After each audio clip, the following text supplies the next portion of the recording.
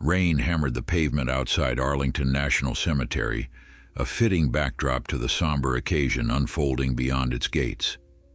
Hundreds of people huddled beneath black umbrellas, their faces grim as they filed in for General Robert Matheson's funeral, a military legend whose 4 decades of service had earned him a place among the nation's most decorated officers. The crowd moved with quiet reverence, a sea of dark coats and military uniforms converging toward the white tombstones that stretched across the rolling hills. Among them was Michael Winters, 73 years old, his weathered face bearing the marks of a life lived through hardship and triumph. Unlike the others, Michael had no umbrella. The rain soaked through his worn gray suit, the only one he owned, plastering his white hair against his forehead as he limped toward the cemetery gates, leaning heavily on a wooden cane with each labored step. His free hand clutched a small, tattered photograph inside a plastic sleeve to protect it from the downpour. The security was tight, military police stationed at every entrance, checking identification and matching names against an approved list. Secret Service agents surveyed the crowd with practiced scrutiny. The president himself was expected to attend, along with high-ranking military officials and foreign dignitaries, paying their respects to a man whose strategic brilliance had shaped American foreign policy for a generation. Michael approached the main gate, his breath forming small clouds in the cold morning air. His heart pounded against his ribs, not from the exertion of walking, but from the weight of the moment. He hadn't seen Robert Matheson in nearly 50 years, not since that night in the jungles of Vietnam when everything changed. "Identification, sir," the young officer at the checkpoint said, his voice firm but respectful as he noticed Michael's age. Michael shifted his weight to his good leg and reached into his pocket with trembling fingers, pulling out his driver's license.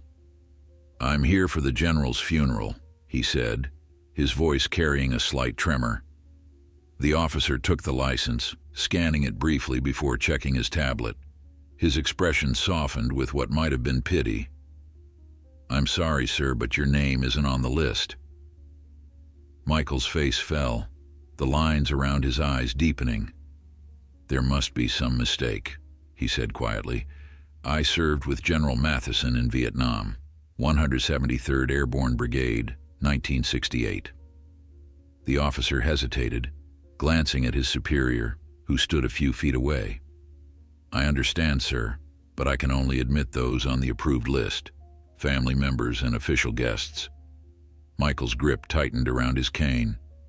"Son, I've come all the way from Oregon, took 3 buses and every penny I had." He pulled out the plastic-covered photograph and held it up. "This is me and the general, back when he was just Lieutenant Matheson." The picture showed 2 young soldiers, arms around each other's shoulders, standing in front of a helicopter. Despite the mud and exhaustion evident on their faces, they were smiling, the kind of smile that only comes from trusting someone with your life. The officer examined the photograph, then looked back at Michael with genuine regret in his eyes. "I'm truly sorry, sir. I don't have the authority to make exceptions." Michael stood there, rainwater running down his face, mixing with what might have been tears. The weight of disappointment seemed to press down on his shoulders, making him look even smaller in his soaked suit.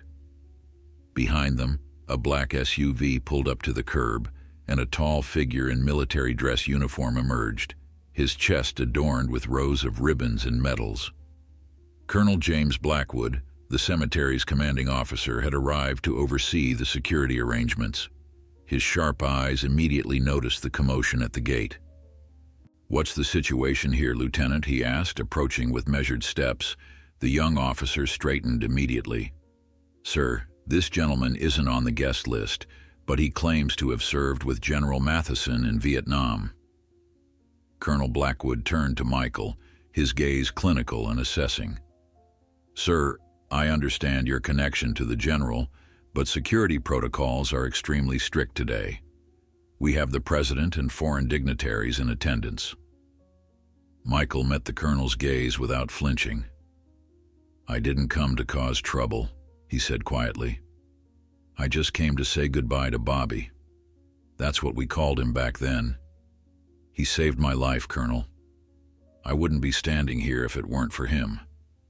Blackwood's expression remained unchanged. Many men could make that claim about General Matheson. He was an exceptional officer. "July 18, 1968, Michael said, his voice suddenly steady. "Hill 875. Our unit was ambushed. I took shrapnel in my leg and couldn't walk." He tapped his cane against his right leg, which now carried a distinctive metal sound. "Bobby carried me 3 miles through enemy territory, refused to leave me behind when the medevac couldn't land." The colonel's eyebrows raised slightly, but his professional demeanor didn't crack. "That sounds like the general we all knew.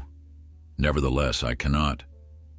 "He wrote me every Christmas for 20 years, Michael continued as if he hadn't heard the colonel's objection, "until his first wife died.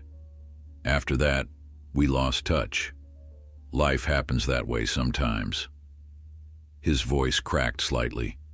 "But when I heard about his passing, I knew I had to be here. Some debts you can never repay, but you still have to try." Around them, more guests were arriving, some casting curious glances at the elderly man being denied entry. A few journalists covering the high-profile funeral had noticed the exchange, their cameras capturing the scene from a respectful distance. Colonel Blackwood seemed to become aware of the attention they were drawing. He looked at Michael again, this time seeing beyond the soaked suit and the weathered face to the soldier who must have once been there, a young man who had fought alongside one of America's most respected military leaders. "The photograph," Blackwood said, extending his hand. Michael handed it over, watching anxiously as the colonel studied it. "This was taken at Pleiku," Blackwood observed, recognizing the location. Michael nodded, surprised. "You've got a good eye, Colonel." "My father served there," Blackwood replied, his tone softening almost imperceptibly. He handed the photograph back, then glanced at the young officer. "Lieutenant, escort Mr. Winters to the family section." The lieutenant's eyes widened. "Sir, but the protocols are at my discretion," Blackwood finished firmly. "General Matheson would have wanted him here." Michael's expression transformed, relief and gratitude washing over his features. "Thank you, Colonel. I won't forget this." "Neither would the general," Blackwood replied, the ghost of a smile touching his lips before he turned to attend to other matters. As the lieutenant began to lead Michael through the gate, the elderly veteran paused. "Colonel," he called out, causing Blackwood to turn back. "Bobby always said the measure of a leader isn't how they follow orders, it's knowing when to break them for the right reasons." Something shifted in Blackwood's expression. Recognition, perhaps, of words he'd heard the general speak before. He nodded once, a gesture of profound respect, before continuing on his way. The lieutenant guided Michael toward the ceremony, offering him an umbrella which Michael politely declined. "Stood in the rain with Bobby for 3 days straight once," he explained. "A little water never hurt anyone." As they walked among the tombstones, Michael's steps seemed lighter despite his limp. The crowd parted slightly, making way for the elderly veteran being escorted to the front, curious whispers following in their wake. At the gravesite, chairs had been arranged in concentric semicircles, with the front row reserved for immediate family. The lieutenant hesitated, unsure where exactly to seat Michael, when a woman in her 60s, the general's widow, noticed them. Her eyes fell on Michael, then widened in recognition. "Michael Winters?" she called out, rising from her seat. Michael stopped, stunned. "Margaret, you remember me?" "How could I forget?" she said, approaching him with outstretched hands. "Robert kept your picture on his desk until the day he died. The man who taught him what courage really means. That's what he always said." Around them, the crowd watched in silent fascination as Margaret Matheson embraced the rain-soaked stranger in the worn suit. She took his arm and led him to an empty chair beside her in the front row, meant for a family member who couldn't attend. "Robert would have wanted you here," she said, echoing the colonel's words. "In fact, he tried to find you when he got sick. He wanted to see you one last time." Michael's composure finally broke, a single tear sliding down his cheek. "I'm here now," he said softly. "That's what matters." As the ceremony began, with all its military precision and solemn ritual, Michael sat among the general's family, not as an intruder but as an honored guest. The president delivered a moving eulogy, praising General Matheson's strategic brilliance and unwavering dedication to his country. High-ranking officers spoke of his leadership. Diplomats recalled his wisdom.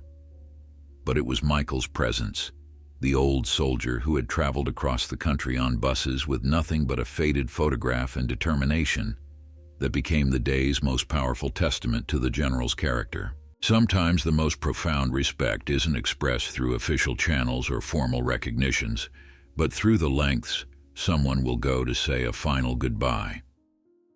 The story of the elderly veteran and the officer who broke protocol to honor a greater loyalty spread quickly among the attendees. By the end of the service, even the president had heard the tale, requesting to meet the man who had fought alongside Matheson all those years ago. But that was just the beginning of what would become a day of revelations and reconciliation, as Michael Winters prepared to share a secret he'd kept for 50 years, one that would change how everyone remembered General Robert Matheson. As the funeral service drew to a close, the rain finally relented, giving way to watery sunlight that cast long shadows across Arlington's hallowed grounds. The honor guard performed the ceremonial folding of the flag with practiced precision, each crisp movement a testament to the respect General Matheson had earned throughout his distinguished career. When the commanding officer presented the triangle of stars and stripes to Margaret Matheson, Michael watched with glistening eyes, remembering a much younger Bobby, brash and determined, yet always guided by an unwavering moral compass that had made him both revered and occasionally controversial among his superiors. The rifle volleys cracked through the air, making Michael flinch involuntarily, a soldier's reflex that 5 decades couldn't erase. As the mournful notes of taps echoed across the cemetery, he closed his eyes, transported momentarily back to those distant jungles where the same melody had bid farewell to too many young men. When the ceremony concluded, guests began to disperse toward the reception being held at the nearby officers' club. Margaret kept her hand on Michael's arm, guiding him through introductions to family members who greeted the stranger with curious warmth, having witnessed his emotional reception. "This is David, Robert's son from his first marriage," Margaret said, introducing a man in his 50s whose bearing instantly marked him as military, the same straight posture and measured gaze that had characterized his father. David Matheson extended his hand, studying Michael's face with intense interest. "Dad mentioned you often," he said, "especially after a few scotches. Said you were the bravest man he ever knew, though he never quite explained why." Michael shook his hand firmly but said nothing, his expression suddenly guarded. The comment seemed to hang in the air between them, weighted with unspoken questions. Before the moment could grow awkward, a presidential aide approached, informing them that the president wished to speak with Michael before departing. With gentle encouragement from Margaret, Michael found himself being escorted toward a cordoned area where the presidential motorcade waited. The president greeted Michael with genuine respect, clasping the old veteran's hand between both of his own. "General Matheson spoke of you during our last meeting," he said, surprising Michael. "He mentioned a debt that could never be repaid. I didn't understand what he meant then, but seeing you here today, I think I'm beginning to." Michael swallowed hard. "The general gave me more than I ever gave him, sir." "That's not how he told it," the president replied with a knowing smile. "He said there were classified aspects to your service together, things that couldn't go in the official record. He wanted to make sure you received recognition before it was too late for both of you. Michael's expression faltered. Mr. President, with all due respect, some things are better left in the past. The president studied him thoughtfully before nodding. As you wish. But should you change your mind, my door is open. General Matheson made me promise that much. After the president departed, Colonel Blackwood approached Michael, who now stood alone near the gravesite, seemingly lost in thought. Mr. Winters, the colonel said, the family has requested your presence at the reception. I'd be honored to drive you there. Michael hesitated, suddenly looking very tired. That's kind of you, Colonel, but I'm not sure I belong there. I've paid my respects. That's what I came to do. If I may speak frankly, Blackwood replied, your presence has already caused quite a stir. There's considerable interest in your history with the general. Mrs. Matheson specifically asked me to ensure you attend. Michael sighed, leaning more heavily on his cane. You military types never did take no for an answer. A trait we learned from men like you and the general, Blackwood countered with the hint of a smile. During the short drive to the officers' club, Michael remained silent, staring out the window at the endless rows of white headstones. Each represented a story, a sacrifice. Some remembered in history books, others known only to those who had served alongside them. You're thinking about your men, Blackwood observed quietly. Michael turned, surprised. How did you know? My father had the same look whenever we visited Arlington. He served 3 tours in Vietnam. Never talked about it, except to say that the real heroes were the ones who didn't come home. Michael nodded slowly. Your father sounds like a wise man. He was, Blackwood replied. Passed 3 years ago. Lung cancer. Agent Orange finally caught up with him. The shared understanding of military sacrifice created a bridge between them, spanning their differences in rank, age, and era. By the time they arrived at the reception, a tentative respect had formed. The officers' club was filled with dignitaries and military personnel, all sharing stories of the general's accomplishments and character. Michael felt immediately out of place in his rain-dampened suit among the immaculate uniforms and tailored attire of Washington's elite. He might have slipped away unnoticed had Margaret not spotted him and promptly guided him to a table where the general's closest family members were gathered. Michael must sit with us, she announced, brooking no argument. Robert would have insisted. As drinks were served and formal toasts made to General Matheson's memory, Michael remained mostly silent, nodding politely at condolences and deflecting questions about his service with practiced vagueness. It wasn't until David Matheson sat down beside him, 2 glasses of scotch in hand, that Michael's composure began to crack. My father's favorite, David said, sliding 1 glass toward Michael. Seems appropriate. Michael accepted the drink with a nod of thanks. I've been trying to place you, David continued, his tone conversational but his eyes intent. Dad kept a box of photos and letters from Vietnam. I found it after his first heart attack, when I was helping Mom organize his study. Your name came up several times in his journals, but the entries were cryptic. Michael took a long sip of scotch, feeling its warmth spread through his chest. War makes for complicated memories. Your father was a private man. Not with family, David countered. He talked about everything, except for a 3-month period in 1968.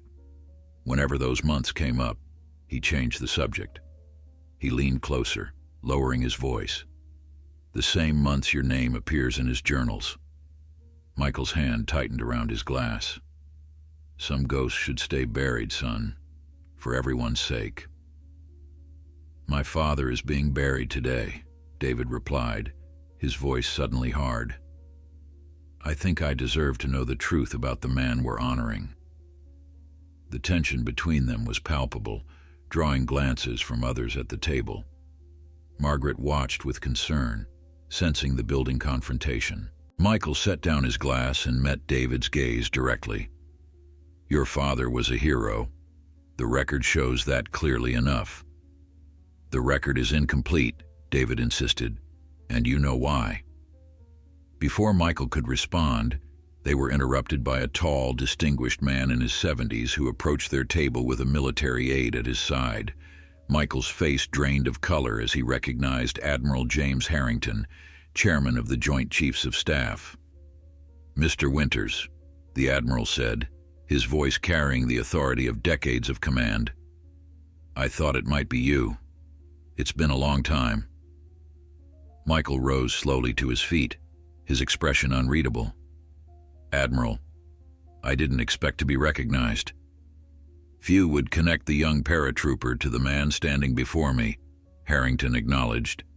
"But some faces you never forget, especially when they belong to men you owe your life to." A murmur of interest rippled through those within earshot. Margaret looked between the two men in surprise. "You know each other?" she asked. "Lieutenant Harrington was with us at Hill 875, Michael explained reluctantly, "before his naval career." The admiral nodded. "I was temporary attachment to the 173rd Intelligence Officer. What I witnessed during those months changed the course of my career and my life." He turned to Michael with unmistakable respect. "I never expected to see you again, especially not here. When I heard a Michael Winters had somehow gained access to the funeral, I had to see for myself if it was you." The admiral's presence and words had transformed the atmosphere, lending weight and credibility to Michael's mysterious connection to General Matheson. Those nearby had fallen silent, sensing they were witnessing something significant. "Perhaps," Harrington suggested quietly, "it's time the full story was told." Robert certainly thought so. Why else would he have requested the declassification before he died? Michael stared at him in shock. "He did what?" "The request is working its way through channels now," Harrington confirmed. "He wanted the record set straight before it was too late. For both of you." Michael sank back into his chair, suddenly looking every one of his 73 years. The secret he had carried for 5 decades, the truth about what happened on Hill 875 and the 3 months that followed, was about to come to light, whether he was ready or not. "I made a promise," Michael said, his voice barely audible. "To my father?" David asked. Michael shook his head slowly. "To myself. That no one would ever know the truth. That his legacy would remain untarnished." Margaret reached across the table to take his hand, her eyes filled with gentle understanding. "Robert had no secrets from me, Michael. He told me everything before he died. And he wanted you to know that he was finally at peace with the truth, and hoped you could be too." Michael looked up, meeting her gaze with disbelief. "He told you?" She nodded, tears welling in her eyes. "And now I think it's time you told his son, and all these people who think they knew him. They deserve to know the man he really was, not just the legend on paper." Around them, the reception had grown quiet, attention drawn to their table by the admiral's presence and the obvious gravity of their conversation. Michael looked around at the expectant faces, the family seeking answers, the military officers sensing a story untold, the journalists at the edges of the room already alert to the possibility of something newsworthy. The weight of 50 years pressed down on Michael's shoulders as he realized that the past had finally caught up with him. The secret that had defined both his life and General Matheson's was about to be revealed, changing forever how the world would remember one of America's most decorated military leaders. Michael Winters took a long, deliberate breath as the weight of expectation settled around him. The reception had grown unnaturally quiet, conversations fading to hushed whispers as word spread that something significant was unfolding. Even the servers had paused, sensing the gravity of the moment. Colonel Blackwood approached their table, his expression revealing that he too had caught wind of the situation. With quiet efficiency, he directed his staff to usher the journalist to a respectful distance and ensure the family had privacy. Yet the colonel himself remained nearby, his professional curiosity evident beneath his disciplined exterior. "Perhaps we should move somewhere more private," Admiral Harrington suggested, nodding toward a small conference room adjacent to the main reception area. Michael shook his head slowly. "No," he said, his voice finding new strength. "If this story is finally going to be told, let it be here, among the people who cared about him most." He looked at Margaret, who gave him an encouraging nod, then at David, whose eyes still held skepticism mixed with desperate curiosity about his father. "Very well," the Admiral conceded, taking a seat across from Michael. Michael's weathered hands trembled slightly as he reached inside his jacket pocket and withdrew a small worn notebook bound in faded leather. "Bobby, the general, gave me this the last time I saw him. Said if anything ever happened to him, I should use it to tell the truth." He ran his thumb across the cover. "I never opened it. Never needed to. I lived it." He set the notebook on the table, a physical manifestation of the secrets they had shared. Margaret recognized it immediately. "Robert's field journal," she whispered. "He carried one in every deployment." Michael nodded. "July 18, 1968, he began, his eyes growing distant as he reached back through the decades. "Our unit was ambushed near Hill 875. What the official record doesn't show is that we weren't supposed to be there at all." Admiral Harrington shifted uncomfortably in his seat. "Perhaps we should clarify for those present that certain operations during that period remain classified even today." "Not for much longer, apparently," Michael replied with a hint of resignation. He looked around at the faces watching him, some curious, others concerned, all captivated. "What I'm about to tell you won't match the history books or the medals on General Matheson's uniform, but it's the truth, and apparently, it's what he wanted you to know." Michael took another sip of scotch, letting its warmth steel him for what was to come. Lieutenant Robert Matheson was assigned to lead a specialized reconnaissance unit deep into territory we weren't officially operating in. The mission was classified beyond top secret, deniable ops they called it. If we were captured or killed, the government would disavow any knowledge of our activities. David leaned forward, his brow furrowed. "Cambodia? Laos?" Michael's silence was answer enough.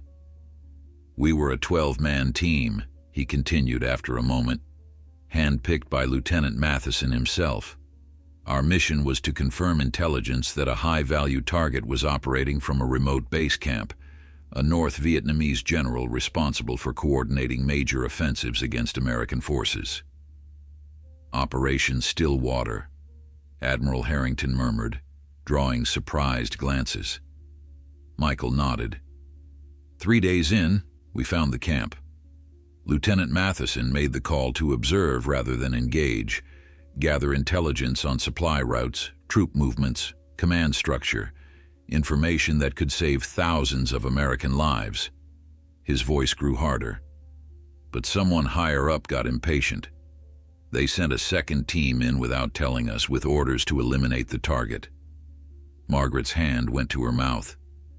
"Robert never mentioned a second team." "He wouldn't have," Michael said. "Their arrival compromised our position. The entire area erupted in gunfire. Half our team was killed in the first minute."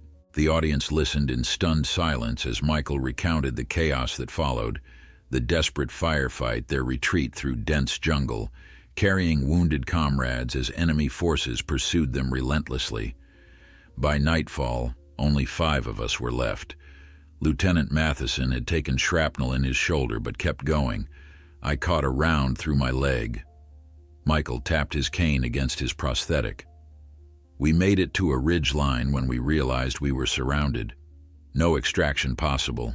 Low on ammo. 2 men barely conscious from blood loss." Michael paused, the memories visibly washing over him. "That's when your father made a decision that saved all our lives," he said, looking directly at David. "But it came at a cost few men would be willing to pay." The tension in the room was palpable as Michael continued. "Lieutenant Matheson ordered us to fall back to a defensible position while he created a diversion. We argued, tried to stop him, but he was our commanding officer. His orders were final." Michael's voice grew softer, forcing everyone to lean in. "He took most of our remaining ammunition and a radio, told us to wait until dawn, then make for the extraction point regardless of whether he returned. Then he disappeared into the jungle, straight toward the enemy lines." Admiral Harrington took up the narrative, his voice carrying the weight of official testimony. "What Sergeant Winters is describing occurred during a period when the Pentagon was experimenting with deep reconnaissance missions. The chain of command was complicated. The second team he mentioned was deployed by a separate intelligence division without proper coordination." "CIA?" someone asked. The Admiral's silence was telling. Michael continued, his gaze fixed on some distant point. "For 3 hours we heard gunfire and explosions from multiple locations. Lieutenant Matheson was creating the impression of a much larger force, drawing the enemy away from our position. By dawn, the jungle had fallen silent." He looked down at his hands. "We waited as long as we dared, but there was no sign of him. Following his orders, we made for the extraction point. That's when we found him." The word "found" hung in the air, heavy with implication. "He was being marched at gunpoint by 3 enemy soldiers," Michael said. "They'd captured him alive. We're taking him back for interrogation." David's face had grown pale, his eyes never leaving Michael as the story unfolded. "The official record says my father was wounded in action, but continued to lead his men to safety." "The official record is a lie," Michael said flatly. "One that your father insisted upon." Margaret reached for her stepson's hand, squeezing it gently. "Listen, David. Let him finish." Michael closed his eyes briefly, gathering strength for the hardest part of his story. "We had one shot, a narrow window when they passed beneath our position. We were down to 2 operational men besides myself. Harrington here was one of them." He nodded toward the Admiral. "We coordinated silently, the way your father had trained us, and took out the guards simultaneously. Then we got the hell out of there," Admiral Harrington added. "Called in extraction under heavy fire, made it to the LZ with seconds to spare." Michael shook his head slowly. "That's the sanitized version. The truth is messier." He looked directly at David. "When we reached Lieutenant Matheson, he was different. The enemy had begun interrogating him in the field. Crude methods, but effective." A heavy silence fell over the table as the implications sank in. "They wanted to know who we were, what we knew, where the rest of us were hiding," Michael continued, his voice barely above a whisper. "And your father had told them." The statement landed like a physical blow. David recoiled, his face contorting in disbelief. "No, my father would never—" "Every man breaks given enough time and pain," Admiral Harrington interjected, his tone clinical yet somehow gentle. "It's not a matter of courage or loyalty. It's human physiology." "But he hadn't been captured for more than a few hours," David protested. "Long enough," Michael said simply. "The point isn't that he broke under interrogation. The point is, what happened next?" Margaret squeezed David's hand again, her eyes full of compassion. "This is what Robert wanted you to know. All of you," she added, looking around at the gathering. "The real measure of the man." Michael nodded, drawing a deep breath. "When we got him back to base, your father insisted on filing a complete report. Everything he'd revealed during interrogation, every operational detail compromised. By all military regulations, his career should have ended there. At minimum, he faced a court-martial for violating operational security." "But that never happened," David said slowly, beginning to understand. "Because I wouldn't let it," Michael replied, his voice finding new strength. "None of us would. We filed a different report. Said the lieutenant had been wounded but never captured, that he'd led us to safety despite his injuries, created a hero instead of a scapegoat." Admiral Harrington cleared his throat. The senior officers who reviewed the case were amenable to our version of events. No one wanted a public relations disaster. Better to have a hero than a cautionary tale. "So you lied," David said, his tone accusatory but uncertain. "All of you." "We protected a good man from a bad system," Michael countered. "Your father had done everything right. The mission was compromised by higher-ups who didn't follow protocol. He saved our lives at the risk of his own. That he broke under torture wasn't his failure. It was the failure of those who put him in that impossible position. But the medals, the commendations..." David gestured helplessly toward the display of his father's decorations at the front of the room. "Were for actions before and after Hill 875, Michael clarified. "Your father earned every one of them. But this secret ate at him. The gulf between the man people thought he was and the man he believed himself to be." Margaret nodded sadly. "It changed him. Those who knew him before and after could see it. The drinking started then, the nightmares, the constant need to prove himself. And yet he rose through the ranks," David said, struggling to reconcile this new version of his father with the legendary figure he had grown up admiring. "Became one of the most respected strategic minds in the military. Because he was determined that no soldier under his command would ever face the same impossible choice," Michael replied. "His experiences shaped his approach to leadership. He became obsessed with proper intelligence, clear chains of command, realistic mission parameters. He saved countless lives by insisting on protocols that others considered excessive." Admiral Harrington nodded in confirmation. "Many of the standard operating procedures used in special operations today were championed by your father, often against significant institutional resistance." Michael reached for the worn notebook on the table, finally opening it to reveal pages covered in tight, methodical handwriting. He documented everything, the real story, his thoughts afterward, the lessons he learned, kept it hidden his entire career. David stared at the journal, then back at Michael. Why reveal this now? Why tarnish his legacy when he's not here to defend himself? "Because it doesn't tarnish his legacy," Michael said firmly. "It completes it.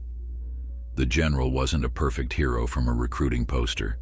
He was something far more valuable, a leader who understood human frailty and built systems to protect others from the failures he experienced. That's the man worth honoring." As Michael's words settled over the gathering, a new kind of silence fell, not the tense anticipation of before, but a deeper, more contemplative quiet. The story had stripped away the polished veneer of military legend to reveal something more complex, more human, and in many ways, more worthy of respect.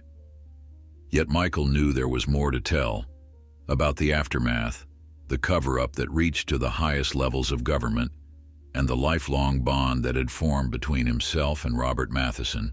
The full truth was only beginning to emerge, and its repercussions would reach far beyond this room. A waiter discreetly approached with fresh drinks, then retreated quickly, sensing the gravity of the conversation. Michael took a moment to collect himself, the weight of decades of silence visibly lifting from his shoulders, even as the burden of truth-telling settled in its place. "After we returned to base," Michael continued, "your father insisted on seeing the commanding officer alone. We thought he was going to confess everything, throw himself on his sword." He shook his head slowly. "We underestimated him. Always did." Admiral Harrington nodded. Lieutenant Colonel Patterson was base commander then, hard-nosed career officer, not known for his compassion. When Matheson emerged from that meeting 2 hours later, Patterson had approved commendations for the entire surviving team and put Matheson in for a Silver Star. David frowned. How? If Father told him the truth. He didn't, Michael interrupted gently. At least, not all of it. We learned later that he'd taken full responsibility for the mission's complications, but presented it in a way that highlighted the intelligence failure from above, not his own vulnerability under interrogation. Margaret smiled sadly. That was Robert. He could make generals see things his way with just the right combination of facts and implications. His mind was always 3 steps ahead of everyone else. Tactical brilliance, Admiral Harrington agreed. Even then. Michael turned the pages of the journal, pausing at an entry. He wrote here that he made Patterson understand that exposing the operation would damage the chain of command more than covering it up. Sometimes the most effective weapon is the truth, carefully deployed. That was Bobby. But the lie remained, David said, still struggling with the implications. His entire career was built on a foundation of deception. Michael closed the journal. No, his career was built on what came after. The 3 months following Hill 875 changed everything, for him and for me. He looked around the table, making sure everyone understood the significance of what he was about to share. Your father requested that I be assigned as his radio operator for his next deployment. Kept me close. At first I thought it was to ensure I maintained the cover story, but it was something else entirely. Michael's voice softened with the memory.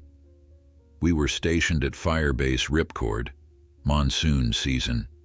Rain so heavy you couldn't see 3 feet ahead. One night he called me to his tent, had a bottle of contraband whiskey in that same journal. Michael tapped the leather-bound book. He'd been writing for hours. When I arrived, he was sitting there soaking wet, eyes red from exhaustion or emotion, maybe both. Michael paused, the memory evidently still vivid after all these years. He said, Winters, I need to know something, and I need the truth. No bullshit. Then he asked me if I thought less of him for breaking under interrogation. The table had fallen completely silent. Even the ambient sounds of the reception seemed to have faded away. What did you tell him? David asked, his voice barely audible. Michael's eyes grew distant. I told him what I believed then and what I believe now, that there's no shame in being human, that his actions before and after that moment revealed his true character far more than what happened when he was at his most vulnerable. He looked directly at David. I told him that carrying that guilt would only diminish what he could become, what he could do for others. And did he accept that? Margaret asked softly. Not right away, Michael admitted. That's when he showed me what he'd been writing. A complete overhaul of Special Operations Protocol, new training regimens for captured personnel, enhanced intelligence verification, redundant command structures. Everything designed to prevent what happened to us from happening to others. Admiral Harrington leaned forward. Those documents eventually became the foundation for reforms that saved countless lives. Matheson insisted they be implemented without revealing their origin. He couldn't explain how he knew these vulnerabilities existed without exposing the truth. So he worked within the system, Michael continued, advocating for changes while maintaining the fiction that the military demanded of him. The hero who never broke, who always found a way through impossible situations. Colonel Blackwood, who had been listening silently, finally spoke. I trained under those protocols. We all did. They became standard doctrine by the 80s. We never knew where they originated. From failure, Michael said simply. From a man willing to learn from his darkest moment instead of burying it. David had been leafing through his father's journal, his expression shifting from confusion to understanding. There's an entry here about you, Mr. Winters, dated August 1968. He looked up questioningly. Michael nodded permission, and David read aloud. Winters refuses promotion again, says he's content as he is. The truth is, he's carrying my burden as his own. The man saved not just my life but my soul, and there's no medal for that kind of courage. Michael's weathered face revealed nothing, but his eyes glistened momentarily. Your father offered to help me advance. I declined. After what we'd been through, rank seemed meaningless. I served out my tour and went home in '69. Yet you stayed in touch, Margaret observed. Christmas cards, Michael confirmed with a slight smile. 20 years of updates compressed into a few paragraphs once a year. He followed my civilian life. I followed his military career from afar. We never spoke directly about Hill 875 again. Didn't need to. A murmur of conversation had begun to spread through the reception as word of Michael's story reached those beyond their immediate circle. Military officers conferred in hushed tones, occasionally glancing toward their table with expressions ranging from skepticism to profound respect. David closed the journal carefully. So when my mother died, the card stopped. Michael finished for him. I understood. Grief changes priorities, shifts focus. I read about his promotions in the papers, saw him rise through the ranks. Wasn't surprised. He had the mind for it, and more importantly, the heart. But you never reached out, David pressed. All those years. Why? Michael's gaze was steady. Some bonds don't need maintenance, son. They just are. Besides, as his profile rose, contact with me would have been a risk. Questions might have been asked, old files reopened, better to keep my distance. Margaret shook her head. He never forgot you, Michael. Even at the end, when the cancer had taken so much from him, he spoke of you with such clarity, asked me to find you when it was time. Yet you didn't know I was coming today, Michael observed. Finding you proved more difficult than expected, she admitted. Your last known address was years out of date. Robert's attorney has been searching for months. Michael's expression revealed nothing, but those who watched closely might have noticed a flicker of something, perhaps regret, perhaps relief, cross his face. I move around, keep to myself. Old habits. Admiral Harrington cleared his throat. I believe this is the part where we should discuss the General's final request, Margaret.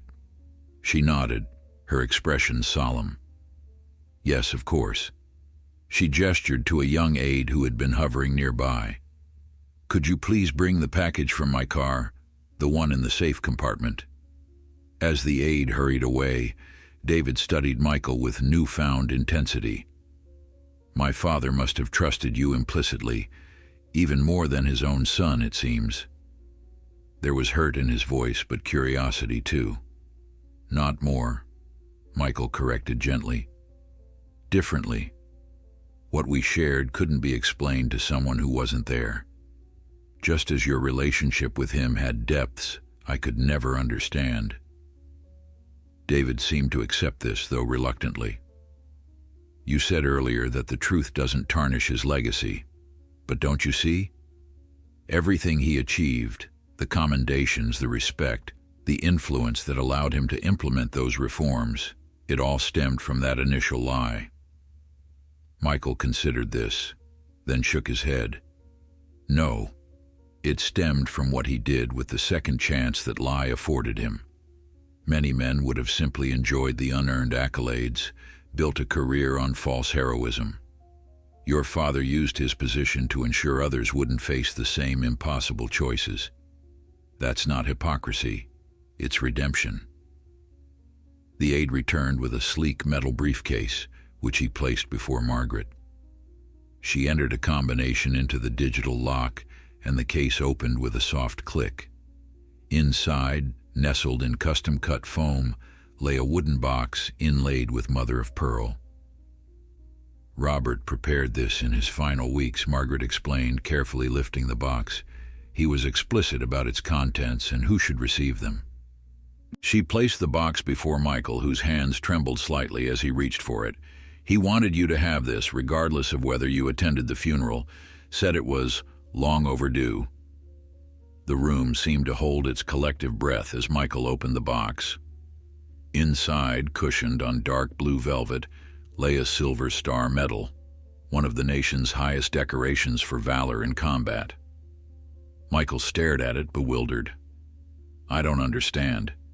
This is his medal from Hill 875. No, Admiral Harrington corrected quietly. It's yours. The one you should have received. The general's final act before his death was to correct the record, partially at least. He submitted testimony that resulted in this posthumous award. Michael's expression shifted from confusion to something approaching horror. But this would have exposed nothing, Margaret assured him. Robert was careful, even at the end. He modified certain details, created a narrative that justified the award without revealing the classified aspects of the mission. He called in favors, made sure the right people handled the paperwork. Michael shook his head, still not touching the medal. I don't deserve this. I was just doing my job. That's exactly what he said you'd say, Margaret replied with a sad smile. He also said to tell you that sometimes acceptance is the bravest act of all. The weight of the moment seemed to press down upon Michael, decades of hidden history suddenly manifesting in a single gleaming object. The conversation around them had fallen silent again, the gathered mourners sensing that they were witnessing something profound. Colonel Blackwood stepped forward, standing at formal attention. Without a word, he raised his hand in a crisp, respectful salute to Michael, an acknowledgement from one soldier to another that transcended rank and time. One by one, the military personnel present followed suit, until the room was filled with officers standing at attention, saluting not the legend they had come to bury, but the man whose quiet courage had helped shape that legend.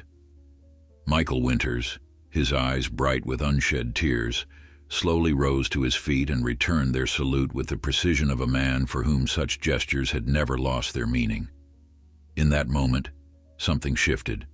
A burden shared was a burden halved, and the truth finally spoken began its work of healing what decades of silence could not. As the salutes were lowered, Michael eased back into his chair, his weathered face betraying the emotional toll of the moment. The medal remained in its box before him, untouched. Margaret reached across the table and gently closed the lid, as if giving him permission to address it later, in private. There's more, she said softly, reaching into the briefcase again. This time she withdrew a sealed envelope thick with documents. Robert left specific instructions about this as well. Michael eyed the envelope warily. More surprises? The necessary kind, Admiral Harrington interjected, the kind that ensures the full story can be told without repercussions. Margaret handed the envelope to Michael. Inside, you'll find signed affidavits from everyone still living who was involved in the Hill 875 operation, including several senior Pentagon officials. Robert spent his final months collecting these statements, creating a protected path for the truth. Michael accepted the envelope with visible reluctance. Protected path? Immunity, the Admiral clarified. For you, for all surviving team members. The documents officially acknowledge that certain aspects of operations in that region were improperly classified to conceal strategic errors by command. In simple terms, you're free to speak without fear of prosecution for past breaches of security protocols. David leaned forward, his expression a mixture of awe and bewilderment. My father spent his final days arranging all this, while battling terminal cancer. It became his mission, Margaret confirmed. More important to him than any comfort measures or treatments that might have extended his life by a few weeks. He was determined to set things right before he died. Michael stared at the envelope in his hands, then at the metal box, his expression unreadable. When he finally spoke, His voice was thick with emotion. 50 years. 50 years of carrying this, and he never let go either. He looked up at Margaret. Did it give him peace at the end? She nodded, tears welling in her eyes. The night after the last document was signed, he slept without nightmares for the first time in decades. The nurse said he smiled in his sleep. A heavy silence fell over the table, each person lost in their own thoughts about the man they had come to honor, a man whose complexity was only now becoming fully apparent. Colonel Blackwood cleared his throat softly. Mrs. Matheson, with your permission, I believe the other guests deserve to know something of what we've learned here today. Not all the details, perhaps, but enough to understand the true measure of the general's character. Margaret looked to Michael, deferring to him. After a moment's consideration, he nodded. Tell them he was human, that he faced impossible choices and lived with their consequences, that he turned his darkest moment into light for others. Tell them that's what made him a true leader, not the medals or the rank. As Colonel Blackwood moved to address the gathered mourners, David's gaze remained fixed on Michael. There's something else, he said quietly. Something you haven't told us yet. Michael met his eyes, surprised at the young man's perception. My father kept tabs on you, David continued. I found records of private investigators he'd hired over the years. Reports on your whereabouts, your circumstances. He knew exactly where you were, even when the Christmas cards stopped. Michael's expression didn't change, but something in his eyes shifted. I suspected as much, he admitted. Bobby never did like loose ends. It was more than that, David insisted. The last investigator's report is dated just 3 months ago. It includes photographs of you living in a small apartment in Portland, working as a night watchman at a warehouse, living alone, nearly destitute. His voice hardened slightly. Why? Why would a man my father clearly respected, a man who saved his life, be living like that? A man who should have had a distinguished career of his own? The question hung in the air, demanding an answer that Michael seemed reluctant to give. Admiral Harrington shifted uncomfortably, his eyes darting between the two men. Some choices have consequences that last a lifetime, Michael finally said, his voice low. After Vietnam, I couldn't adjust, couldn't find my place in the world. While your father rose through the ranks, I drifted. Construction work, security jobs, whatever kept food on the table. That doesn't explain the investigation reports, David pressed. They go back decades, tracking your every move, your struggles with alcohol in the 70s, your divorce, periods of homelessness. Why would my father monitor you so closely if you were just a former comrade? Margaret reached for David's arm. Perhaps this isn't the time. No, Michael interrupted. He deserves to know. They all do. He took a deep breath, squaring his shoulders as if preparing for one final mission. After Hill 875, after the cover-up, I wasn't the same. Carried the guilt of the lie like a stone in my gut. Started drinking heavily when I returned stateside. My marriage fell apart. My life spiraled. He paused, gathering himself. In 72, I hit rock bottom. Found myself in a VA hospital after a suicide attempt. When I woke up, there was a doctor I'd never seen before sitting beside my bed. Except he wasn't really a doctor. He was an intelligence officer, sent to determine if I was a security risk. Admiral Harrington nodded grimly. Standard procedure for veterans with knowledge of classified operations who showed signs of instability. They gave me a choice, Michael continued, his voice flat. Voluntary commitment to a psychiatric facility where I could be monitored or... He trailed off. Or what? David asked, though his expression suggested he already feared the answer. Or an accident would be arranged, Michael said simply. Clean, painless, but final. The mission details I carried were still considered a national security matter. They couldn't risk me revealing them, especially not in my condition. A shocked silence fell over the table. Even Admiral Harrington looked disturbed, though not entirely surprised. "It was a different time," the Admiral said quietly. "Cold War mentality. Containment of information was often prioritized over individual welfare." Michael nodded. "I chose the facility. Spent 8 months there before being released under certain conditions: regular check-ins, no contact with former unit members, restricted employment opportunities, limited travel, a life on a very short leash." "My God," Margaret whispered. "Did Robert know?" "Not at first," Michael replied. "But Bobby always had a sixth sense about these things. In '75, at the height of the Pentagon Papers scandal, he tracked me down. By then he was a major, rising fast, with enough clearance to access my file. When he discovered what had happened, he was furious." Michael's gaze grew distant. "He came to see me in person. First time since Vietnam. I was working as a janitor at a public school in Michigan. He walked in after hours, still in his uniform, and said, 'I'm going to fix this, Winters, whatever it takes.'" "And did he?" David asked. "He tried," Michael said, a sad smile touching his lips. "Used his growing influence to ease the restrictions, ensure I wasn't being actively monitored.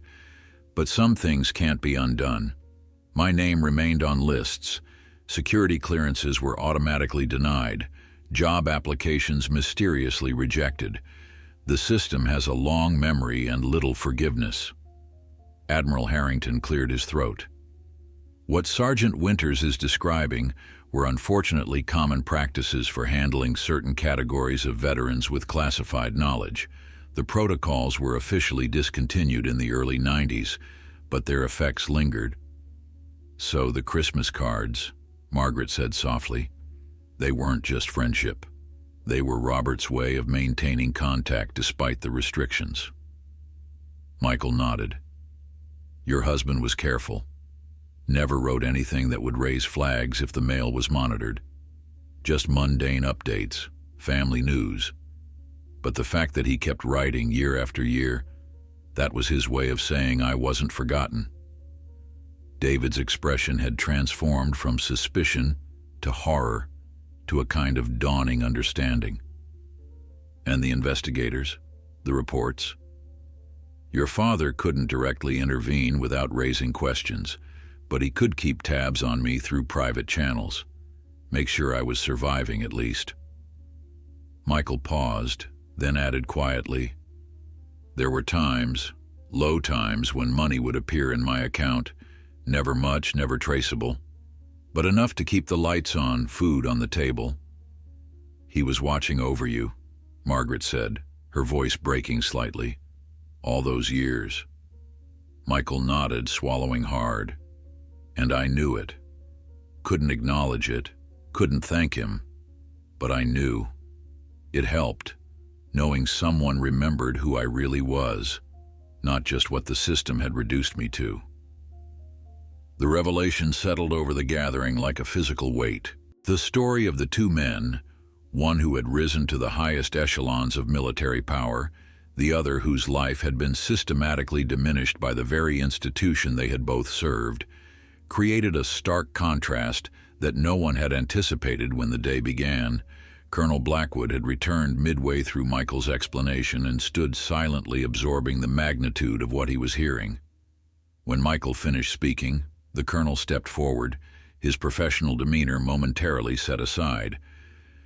"Mr. Winters," he said, his voice uncharacteristically hesitant, "I'm not sure if it means anything coming from me, but on behalf of the institution that failed you so profoundly, I apologize." Michael looked up at him, surprise flickering across his weathered features. "You weren't even born when this happened, Colonel." "No, sir, I wasn't," Blackwood acknowledged. "But I represent the same system, wear the same uniform. And while I can't undo what was done to you, I can promise you this: your story will not be buried again. Not on my watch." The colonel's words, spoken with quiet conviction, seemed to affect Michael more deeply than any of the previous revelations or gestures. For the first time, a single tear escaped, tracking slowly down his lined cheek. David rose from his chair and moved around the table to stand beside Michael. Without a word, he placed a hand on the older man's shoulder, a simple gesture of solidarity that bridged the gulf between their vastly different lives and experiences. "My father spent his life trying to reform the system from within," David said, addressing everyone at the table. "But he could never fully right the wrong done to the man who saved him. That task, it seems, he's left to us." As Michael looked up at the son of his old friend, something passed between them. An unspoken understanding, a torch being passed. The truth so long concealed was now in the open. What would be done with it remained to be seen. The reception hall had transformed. What began as a formal gathering to honor a decorated general had become something more intimate, more raw, a space where truth was valued above ceremony. Word had spread throughout the room, fragments of Michael's story reaching even those standing at the farthest corners. Military personnel conferred in hushed tones, some visibly disturbed by the implications, others nodding with grim recognition of institutional failures they'd witnessed themselves.